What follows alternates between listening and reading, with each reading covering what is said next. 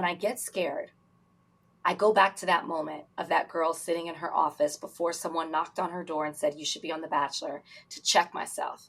I'm like, okay, it's, 11:44 on a Friday. What would I be doing? What would I be doing if I had said no to being on The Bachelor? All the time. So I think you just have to go for it, and you have to trust yourself and know that if you do get a no, that doesn't have to be the end of it. Build on that no's and stand on them until you get a yes.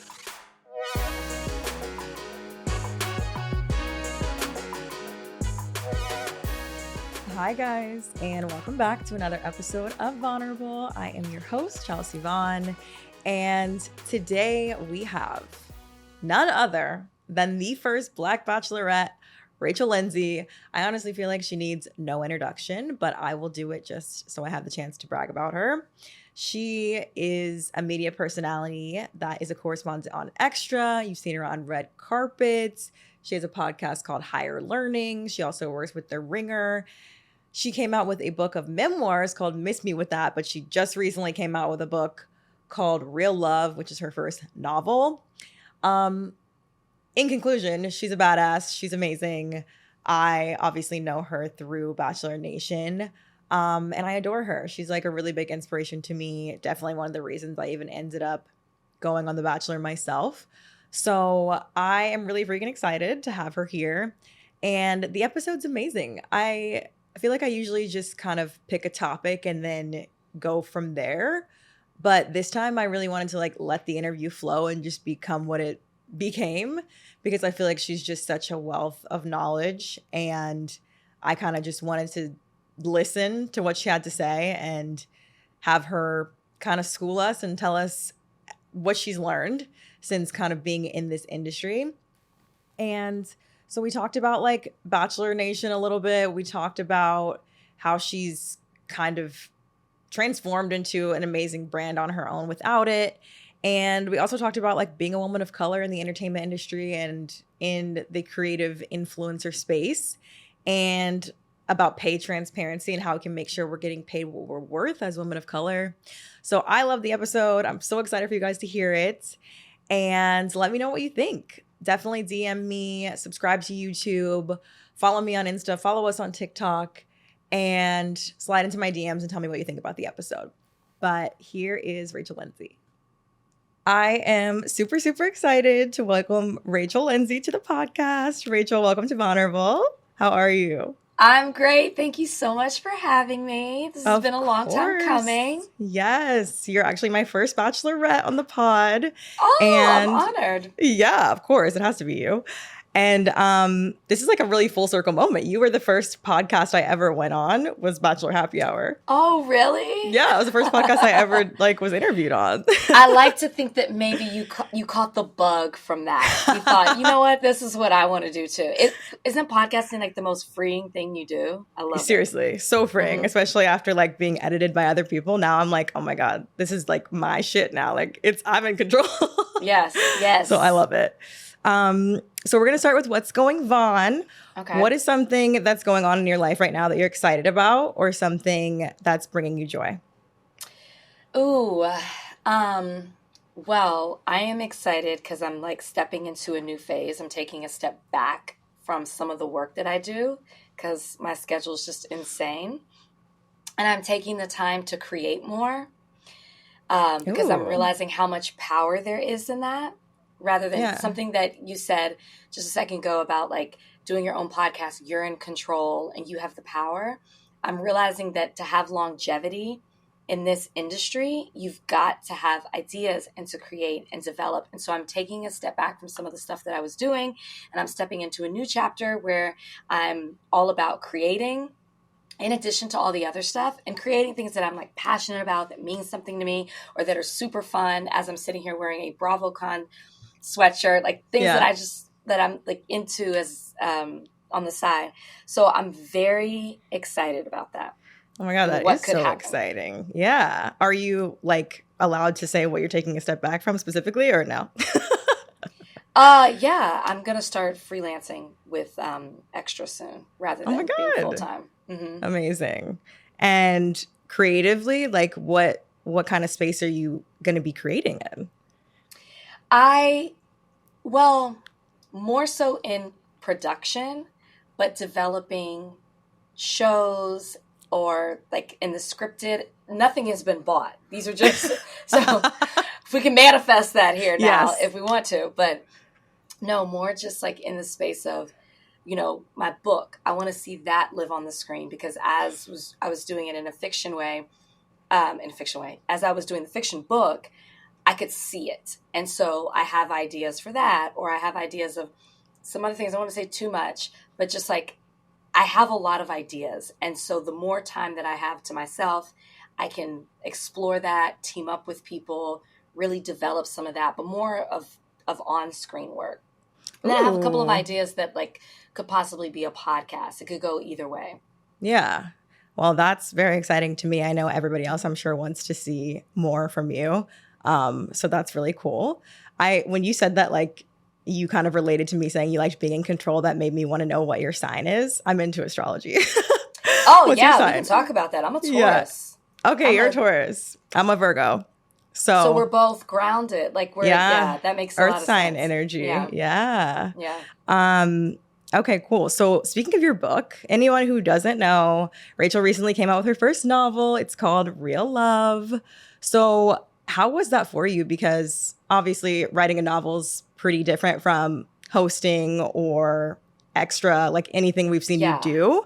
How was being in that lane for you?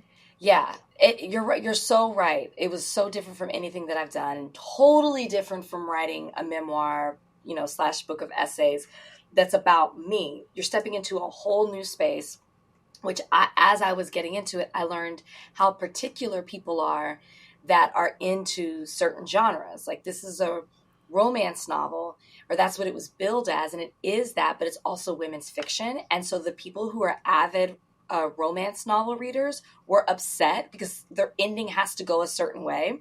And my ending's more fluid. So it's like I'm learning certain things like that. But one of the things I truly believe in, and I think people should talk about more, is you got to ask for help. So there was so much that I didn't know. So I definitely had someone help me in writing this. The idea came from me, but I had help with someone fleshing it out and teaching me kind of the ways and the way to develop characters and settings and to implement some certain things and to make things not seem like they were so much, because a lot of people are like, this is based off your real life. Yeah. It's like, no, it's very, very loosely based. It's a what if kind of story. Yeah. So the process is fun because it's like a playground. It's fiction. So there's so many places that you can go. And that was really interesting to me. And I think that is what sparked the interest in me to want to create more, because it's like, this was really fun to be able to do this. Yeah. I feel like that's the best part about starting something new, when you kind of like have no idea what you're doing. Not saying you didn't have any idea what you were doing, but like, that's obviously, true. Yeah.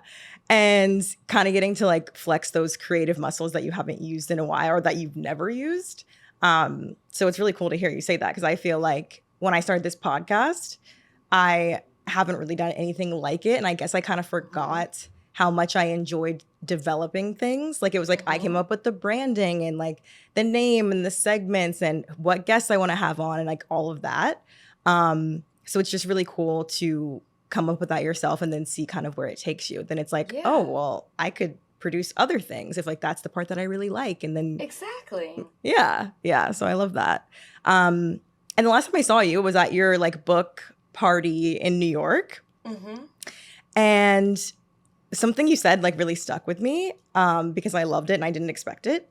But you were like, I think a lot of people assume that you hate the Bachelor franchise or that you hate being associated with the franchise. Yeah, and they do. And what you said at the party was, I will never be ashamed of like being recognized as the Bachelorette or being called the Bachelorette.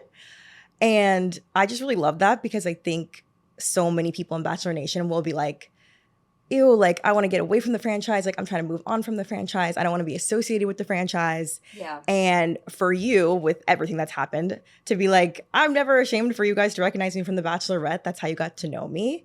I just thought that was so cool and refreshing. Yeah. So like, can you talk about like why you feel like that? Yeah, it's actually a huge pet peeve of mine when people try to be revisionist and act like they're too cool or above the reality show that you signed up to be on, or someone Yeah. you said yes, you signed the contract. This is a part of your life. This is a part of your story. So even if you have a regret or you wish things would have been done in a different way, it's still a part of who you are and your journey, and you learn something from it. So why try to act like you're above it and be better than it? I hate that. I hate when people are like, you know what, I really didn't like The Bachelor when I was on it, or I really didn't like The Bachelorette. It's like, you know what? Like, save it. Save Yeah. it. We don't need all of that. And I just feel like whether, and I think I said this at that event, I do have a love-hate relationship with the show, and I'm honest about that. But there is a lot of love there because there's so much that I did get from it. And I think one of the funny things when people get at my comments and they're like, The Bachelor gave you everything. How dare you talk about it? And I'm like, listen, you didn't give me everything, but it definitely gave me a platform. And from that platform, I've been able to use that as a springboard for other things that I want to do. But they are right in the sense that I became popular and known outside of my circle because of the show. And I acknowledge that. And I think people should do that. And there are a lot of things that I did learn from the show, good and bad. And I take that along the journey with me. And I just think that's the reason I think it's important to say it is I think that's just a life lesson. Good or bad, things that happen to you, it's a part of making you who you are. And you might have gotten a lesson, a friend, a job, something from that. And so why try to run away from it? I really just think it's silly. Yeah. I am the Bachelor. I am the Bachelor, former Bachelorette. Yeah. It's a part of me. It's not all of me, though. I mean, you're my Bachelorette. You're always going to be my Bachelorette. But yeah, no, I loved that because I think, shit, I just lost my train of thought. But hold on one second. I do this all the time, by the way. I always lose my train of thought. I'll be on a red carpet, and I'm like, hold on, I forgot the question. You're like talking to Jennifer Lopez, and you're like, hold on one second. No, legit. Because you're thinking about so many different things. So it's like totally normal. I do it all the time. Oh, yeah. About the comment section. Like people in your comment section saying, this franchise gave you everything. Like, how could you turn your back on it or whatever. And it's like, yeah, it's a huge part of your life. Obviously, you found your literal husband and it changed your life. But I feel like people don't give us enough credit to where it could be both. Like, I can have some gripes with the franchise and be like, I didn't like some parts of it, and still at the same time be like, I am so grateful because this one thing literally changed my life. Right. Yeah. I think, and I don't know why both can't be true.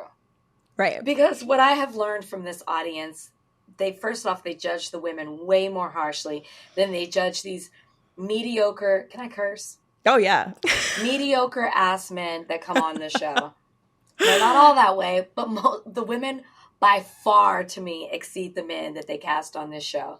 And they're harder on the women. And I think a lot of people from this franchise expect the women to just be nice, be pretty, and be silent. And they really don't want much more from you.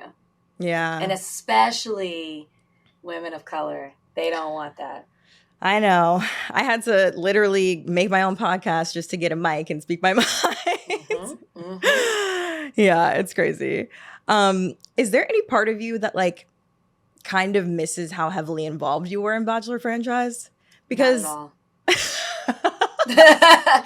Not because here's the thing, Chelsea, and not because I'm above it. I love reality TV. Same. I do a podcast that is all about Bravo shows, okay? Andy Cohen doesn't even introduce me as on the things that I do. He says, super Bravo fan, Rachel Lindsay. I love it. I am not above reality TV. I didn't watch The Bachelor before. It wasn't my cup of tea. So to have to watch the show after and be involved in comment, I never liked it. I never did. I have an appreciation for it because I understand it in a completely different way now, but it's just not my show.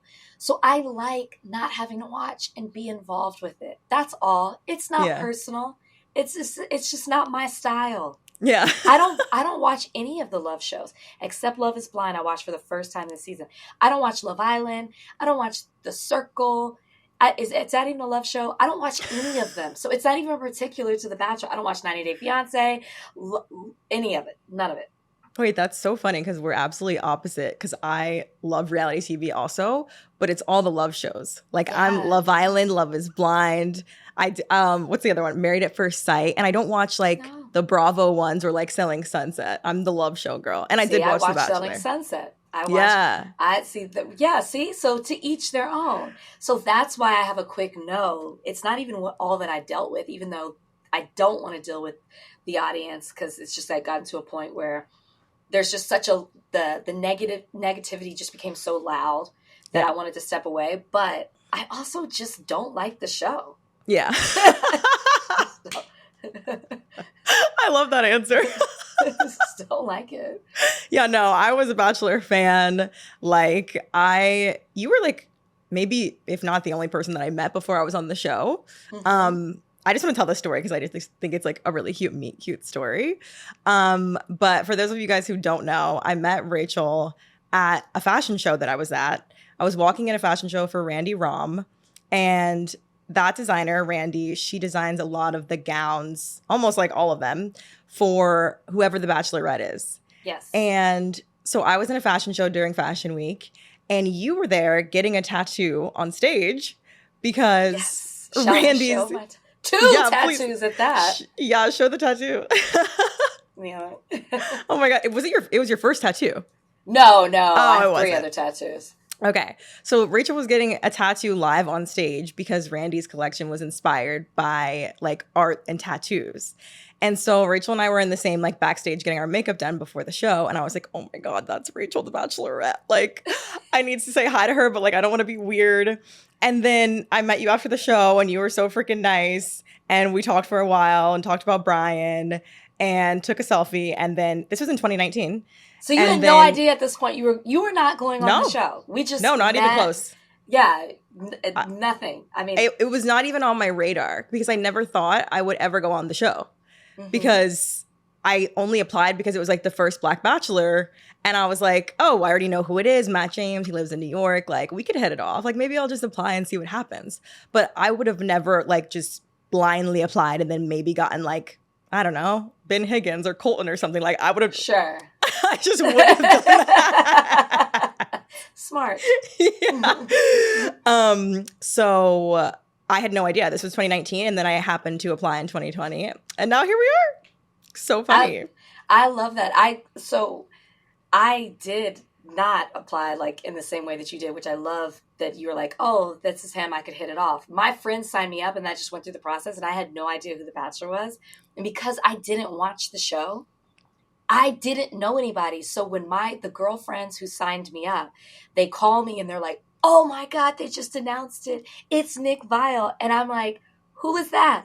I've never heard of this person in my life because I didn't watch it. I didn't know he'd been on the show several times.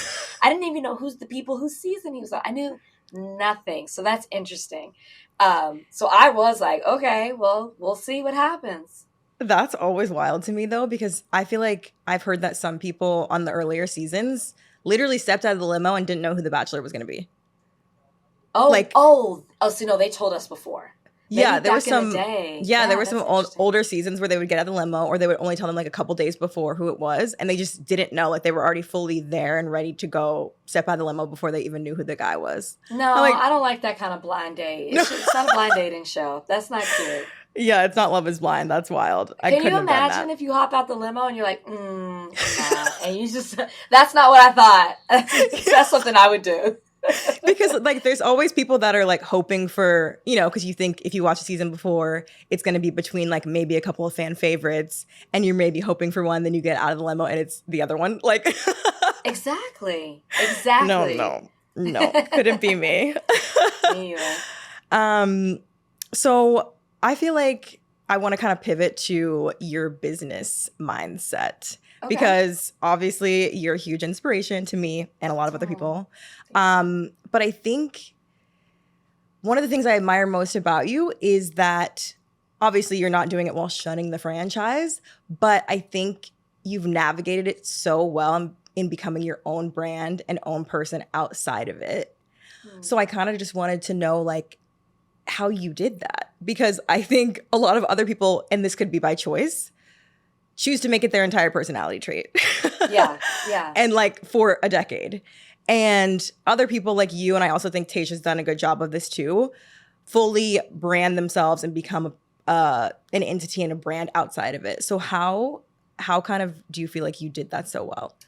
Something you said about people make the Bachelor their personality. I'm going to say something, and this is going to sound mean.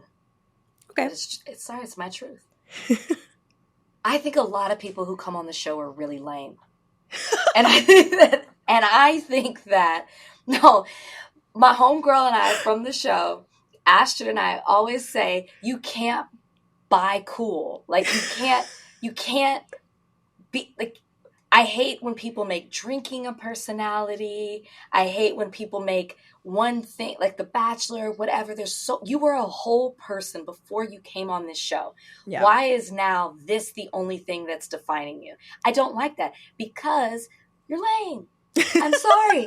You are. Now you have to use, I did start out using what people knew of me, and I think that was important. So 2 things. I didn't shut down The Bachelor and say, I'm too good for it. I'm the first Black Bachelorette. I don't need this. People know me as The Bachelorette. I have a connection to this. So I'm going to build my brand off of certain things that are about me and The Bachelorette. So one thing that I think a lot of people coming off the show get caught up in is they don't have a vision of where they want to go and what they want to be. It's like, oh, I want to host, or, oh, I want to act. And there's no like, okay, so how am I going to make that happen? That's the end goal. What are the steps that I need to do to get there? A lot of times it's easy so much, when you come off the show, so much is thrown at you. Yep. And it's easy to take the low hanging fruit.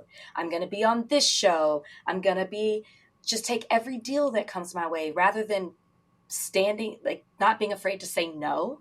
Mm-hmm. Because there is the desire to want to be relevant and keep that relevancy going, because in 6 months another group is coming in.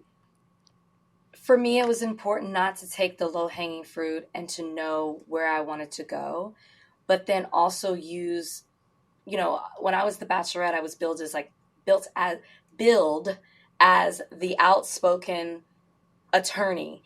And I knew that I'm opinionated, and I knew that I wanted to get into a space where I was a media personality. And so I thought, how can I use that, but then tie it to the Bachelorette? Because that is what people want to hear from me at this moment. But I also want to show that I can have an opinion and I can talk about things in a nuanced way. And I'm not afraid to say what people are thinking. And that's how I could took where I wanted to go and tied it to the Bachelorette. And so, I was fortunate enough to also, I had a good team around me. And I think that's really important.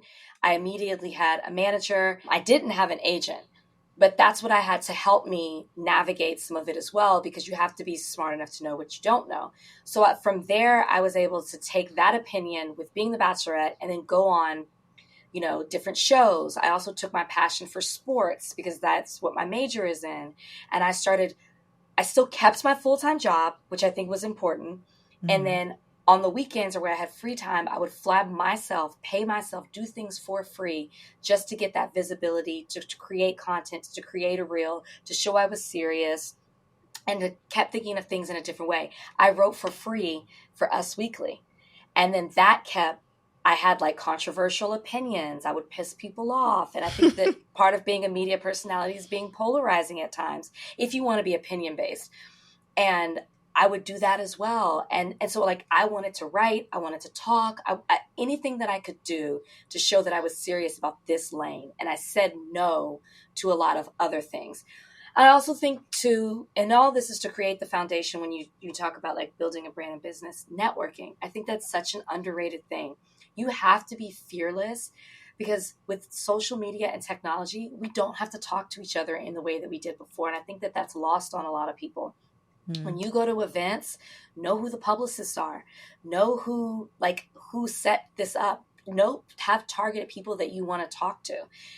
Express your interest, find a connection. Did you grow up from the same city, same college? Do you have mutual friends? Stalk them on social media, whatever it is to connect, to build a relationship, because that planting seeds goes so far.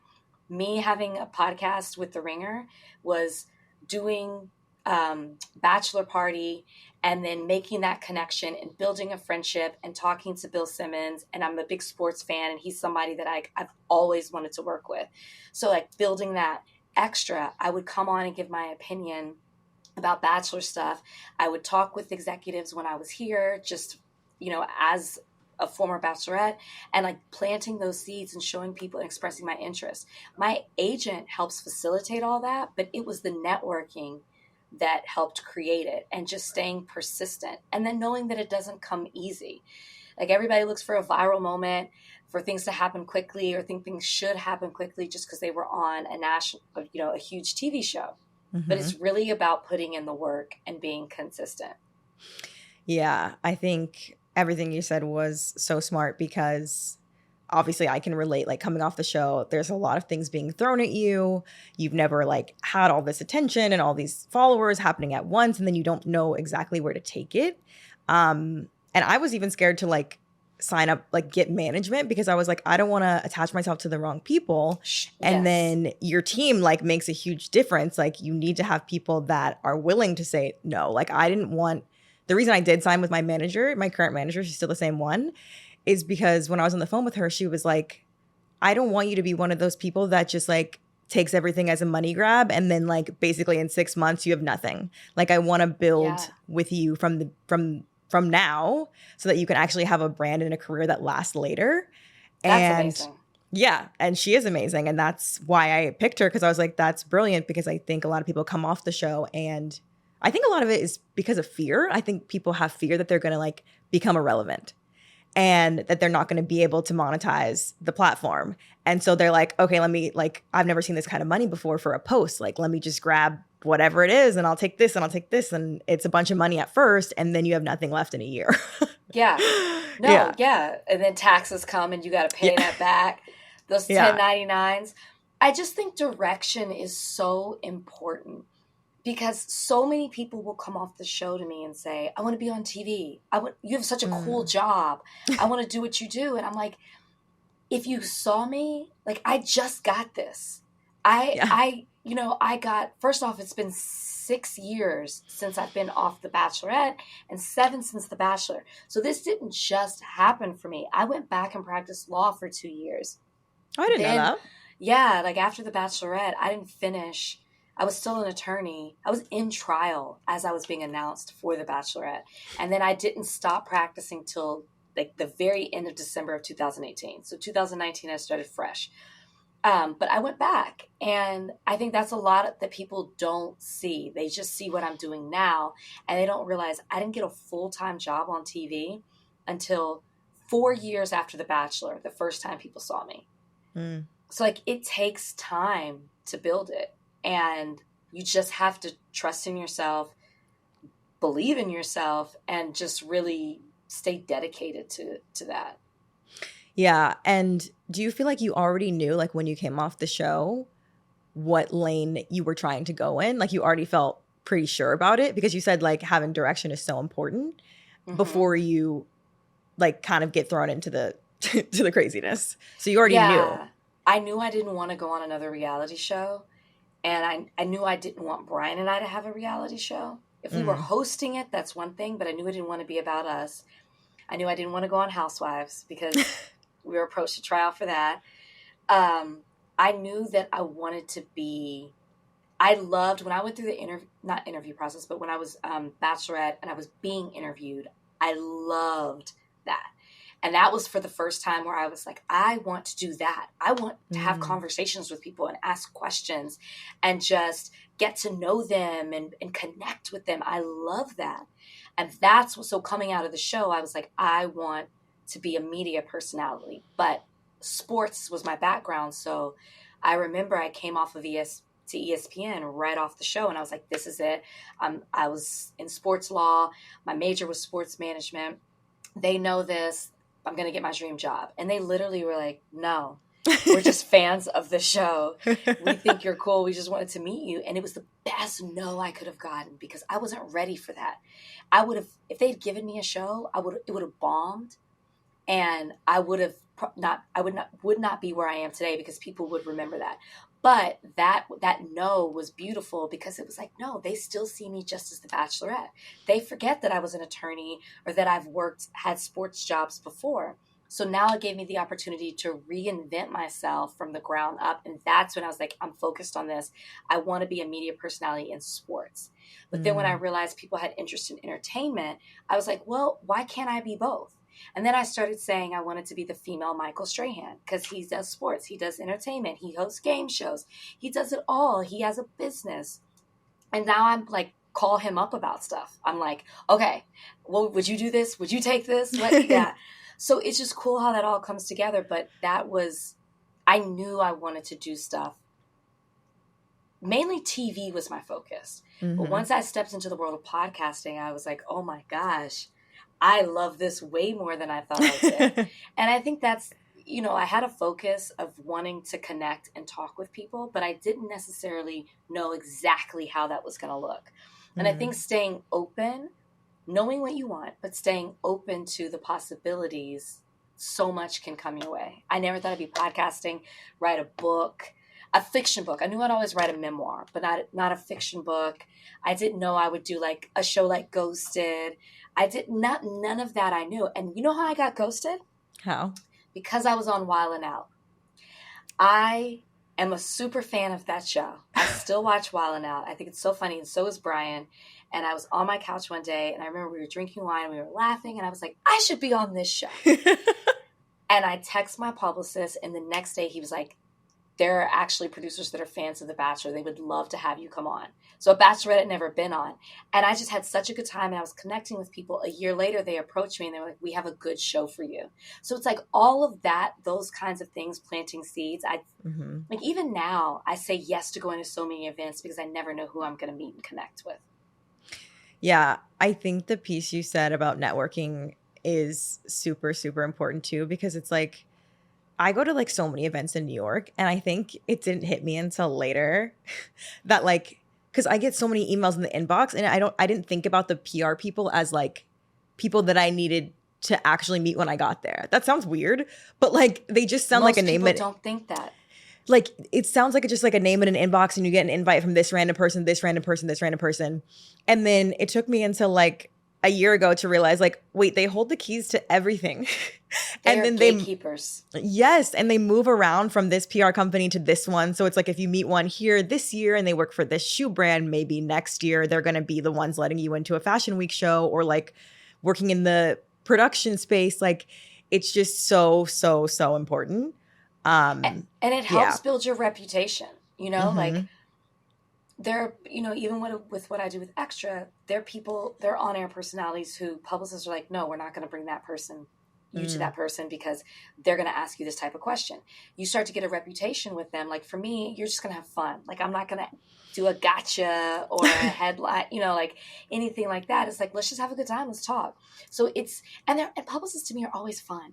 Yes, they have to be gatekeepers. Yes, they have to be tough, but they're fun people at the same time. Yeah. And what you said about being open to the possibilities is also amazing because you just really never know. You don't never know who you're talking to in the room. Like you always want to be humble. You always want to be nice to everyone you meet, and you always want to be open to like where it could lead. Because I never thought I'd be hosting a podcast either. And I don't know where this podcast is going to lead me. I'm hoping somewhere great.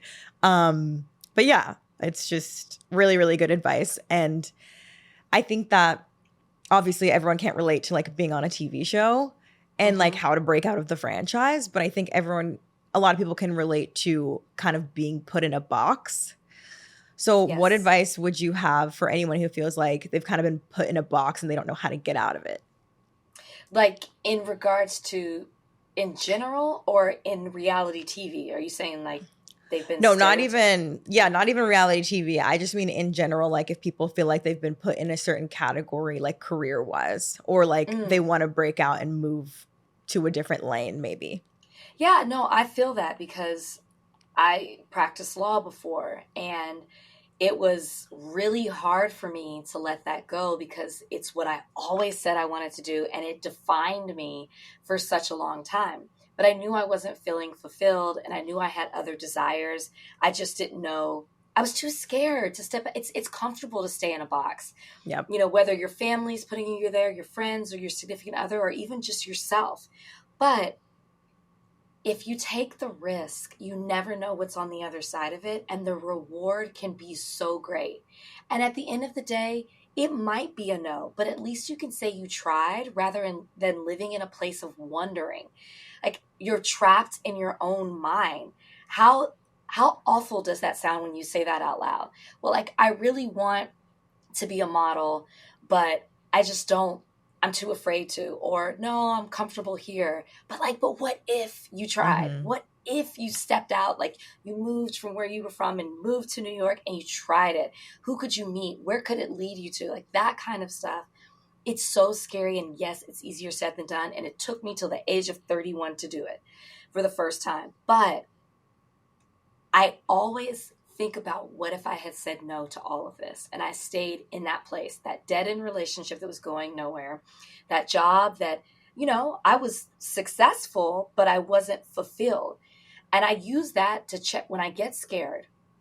I go back to that moment of that girl sitting in her office before someone knocked on her door and said, you should be on The Bachelor, to check myself. I'm like, okay, it's, 11:44 on a Friday. What would I be doing? What would I be doing if I had said no to being on The Bachelor? All the time. So I say you just have to go for it, and you have to trust yourself and know that if you do get a no, that doesn't have to be the end of it. Build on that no's and stand on them until you get a yes. Yeah, I'm exactly like you in that I would much rather take a scary risk than have the what if wondering feeling. Mm-hmm. Like the reason that I quit my corporate job and became a model was because the fear of kind of like missing out on the window to be a model was bigger than the fear of failing. So I was like, I'm scared either way, but I would much rather take the leap, fail, and be able to live with myself and be like, okay, at least I tried. Yeah. Dolly Parton says, because obviously she's insanely successful and still is. She keeps going. She said in an interview, my desires have always been greater than my fears. Mm-hmm. And I was like, that is so, like, think about all the things people could be doing if they weren't afraid to. It's just fear.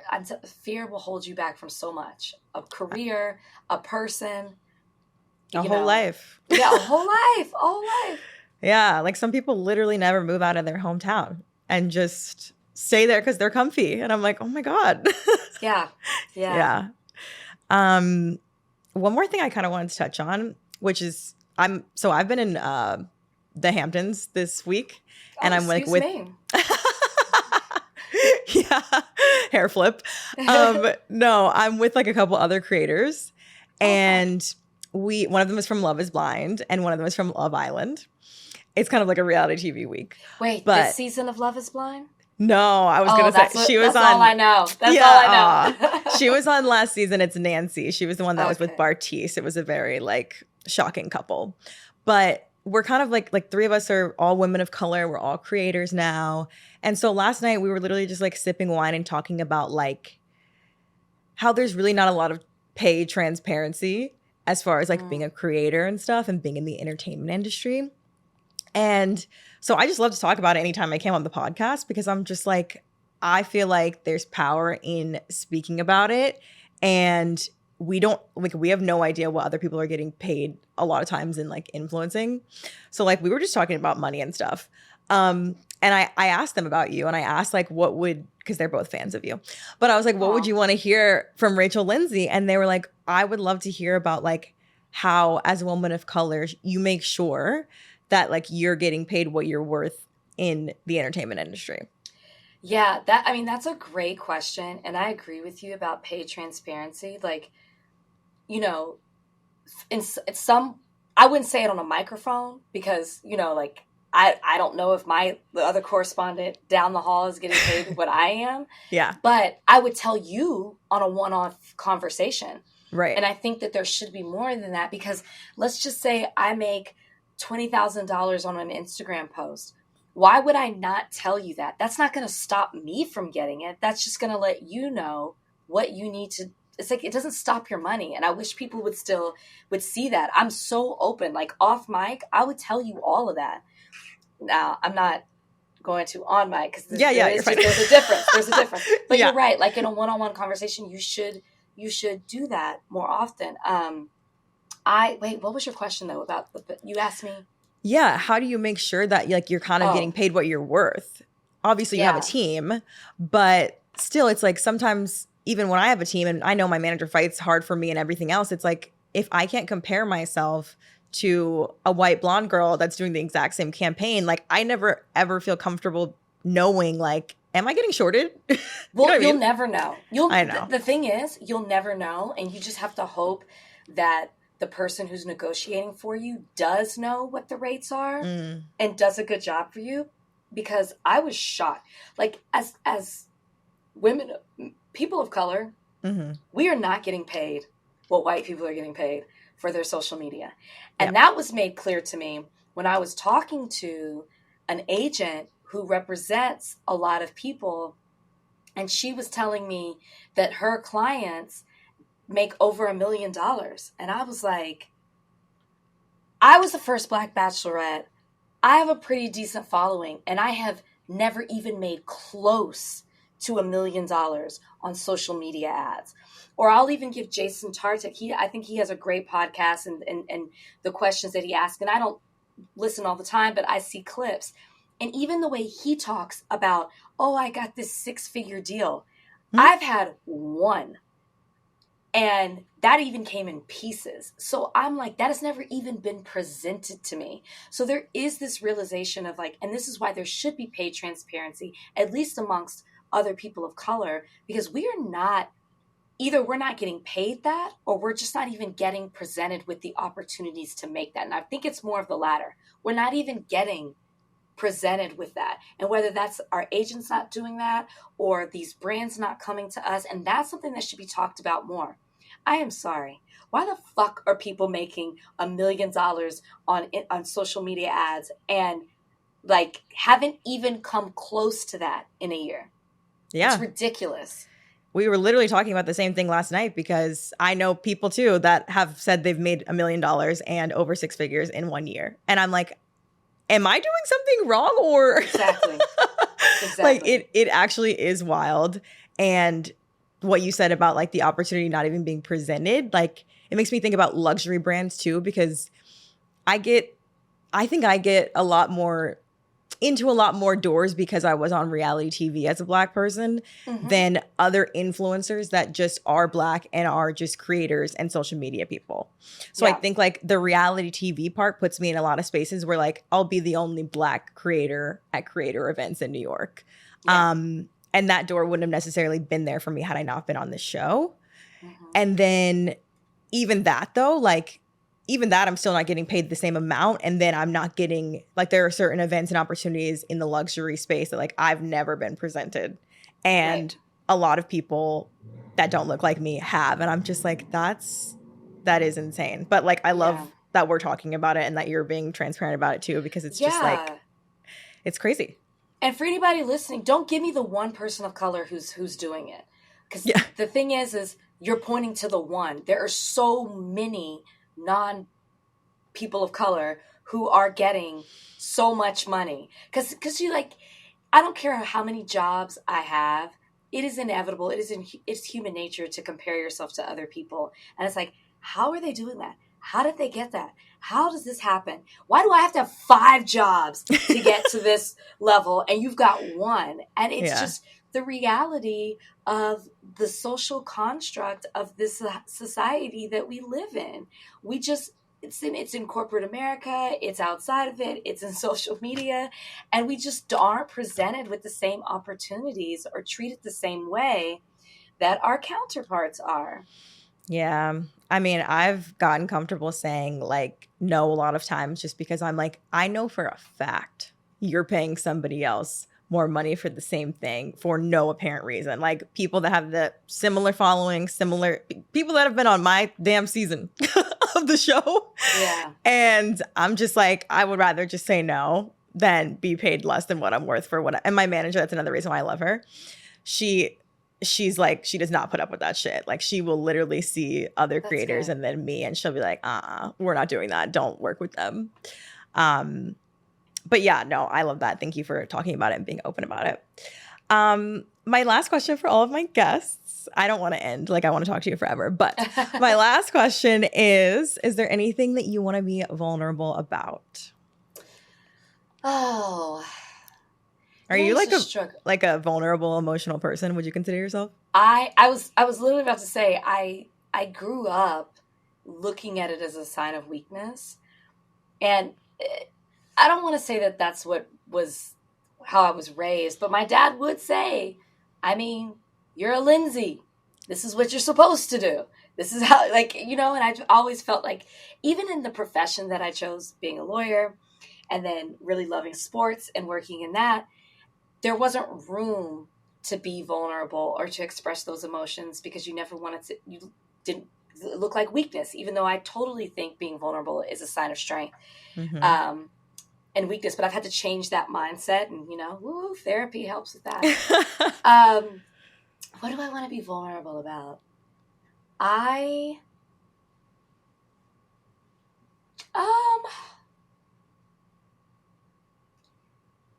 trying to think of which way I want to go with this. It's not that I can't be vulnerable. I'm just trying to think of. I wasn't thinking that. It's okay. I struggle with vulnerability myself, and that's why I kind of made this podcast and pushed myself to do it. Well, kind of what I was saying. You know, I think it's important. I am a confident person, and I think a lot of people would say like Rachel's so confident, and I am.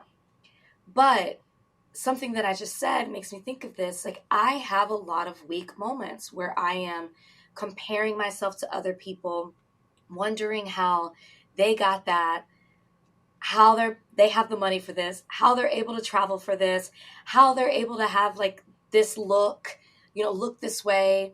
And it weighs on me sometimes. And I can't even just say, oh, it's because of the industry that we're in. It's just the world we live in, because everything is so accessible. And we live in a society where people want to flaunt and show off the things they have. And so it's so easy. And sometimes I get in a really dark place about that, like feeling the pressure to either compete, to show it off, or to, you know, question, like, why do they have this? And so, you know, I just say that because I don't want people to think that I'm above it. And I think that you can be the most confident person, and it's inevitable. You're going to compare yourself to somebody or something. And I would just encourage people to say, listen, I have those days, and I have to detach. I have to disconnect, whether it be social media, whether it be turn off the TV, whether it be not listen to something. Because I can watch something and be like, oh, I wish I was that smart. I'm not smart enough for this. And I just have to center myself. And I think that that's important. And I'm also saying this and being vulnerable with this because I think right now I'm not doing a good job of centering myself. And I think when I get away from that, I get lost in other people's stuff rather than focusing on my own. So that's what I'm being vulnerable about. I think that's super powerful and relatable coming from you, because we all see, you know, the public facing version of you that you present, you know, because we all present a version of ourselves online. Right. And it's just nice to hear that, you know, you also do the same thing as everybody else. Like I compare myself to people too, even though I know it puts me in a negative space and I don't want to, but it's just, sometimes you have those days. Sometimes you have those days. I'll look at people's pictures on social media. I'm like, look at them. They look so happy. And like Brian and I would have had an argument. I'm like, look, they're so perfect. And it's like, God, they probably are. You know, how many times have you seen people post a pretty picture and then the next day they're like, so we've chosen to separate. Yeah. And so it's like, even that, I'm like, oh, they're so happy. And we just argued. No, Rachel, everybody has like ups and downs. It's not healthy, but it is healthy to recognize it and figure out what you need to do to to detach yourself from those thoughts and get back to knowing who you are and what you offer and bring to the table and how beautiful that is. Yeah. What are some of the things that you do to center yourself when you get in those? I love to walk my dogs. I love to pretend that I'm listening to something in my AirPods on a walk and I'm just listening to my own thoughts. I'm never listening to music unless I'm running or like walking exercise. I am never listening to anything, but I love to pretend that I am. So I love morning walks. I just love like being with nature in that way. I love hikes, LA thing. I wish I love ASMR. I am so into ASMR. Really? I will listen to it. I will probably get in the car from here and listen to ASMR, which is I don't recommend because it does make me sleepy. But it is so relaxing to me. It is. I love it. You have to find the right trigger for yourself. Otherwise, it can be irritating. Yeah. But I love it. And that has kind of taken the place of meditating for me. I need to get back into it. But I've been more into the ASMR lately than I have been into meditating. I wish I journaled. I'm not a journaler. Yoga. And I like yoga with like a sound bath element. There's a good place in LA that does that. But yeah, like those are my main things. Yeah. Sometimes singing to myself out loud. It centers me, my favorite song. Just like getting it out. It's like screaming almost, Yeah, no, that's one of my favorite things because I will literally have a shower concert and that like grounds me, makes me feel better, puts me in a good headspace. I do like to journal, but I don't do it as much as I should, but I do like it. I wish I journaled more. Yeah. Well, thank you so much for being here. You have been a pleasure as always. Please tell everyone where they can find you, your book, your podcast, your 5 jobs. Those are going down. Thank you. This has been so much fun. I've loved this conversation, and congratulations to you on your podcast. You're doing a fantastic job, and I can't wait to see where this takes you. You can find me on all social media at the Rach Lindsay, even on TikTok. I'm not good at it. Even on TikTok. Oh my God. Last night I went to this Young Hollywood party. It was the Transformer movie and Young Hollywood. And I went with my friend Justin Sylvester. And we were like, how did we get invited to this? We were the oldest people at this party. I've never felt more old in my life. Everybody was a TikToker. I recognized like 3 of them, but I know that there were like big TikTokers there. And I thought, and Justin told me like years ago, he went to a Young Hollywood party and it was like actors and musicians. And now the Young Hollywood party, it's all influencers. So it just shows you where things are headed and the power and all that. Anyways, I'm digressing, but you can find me at the Rach Lindsay on all social media platforms. And you can buy my book, Real Love. You can still get Miss Me with that if you haven't already, but you can get that wherever books are sold. You can watch me on Extra. And if you miss it on TV, you can catch it on YouTube. All the great interviews are on YouTube. You can also catch me on Higher Learning. New episodes drop every Tuesday and Friday. And you can catch me doing Morally Corrupt. Episodes drop every Friday as well, where we cover all things Bravo. Amazing. You can find us on YouTube at Vulnerable Pod. I also made a new TikTok for the podcast, so it's at Vulnerable Pod. And then you can find me on Instagram at Chelsea Vaughn. You can watch this full episode on YouTube, so definitely do that and subscribe. And other than that, we will see you guys next episode. Thank you, Rachel. Thank you.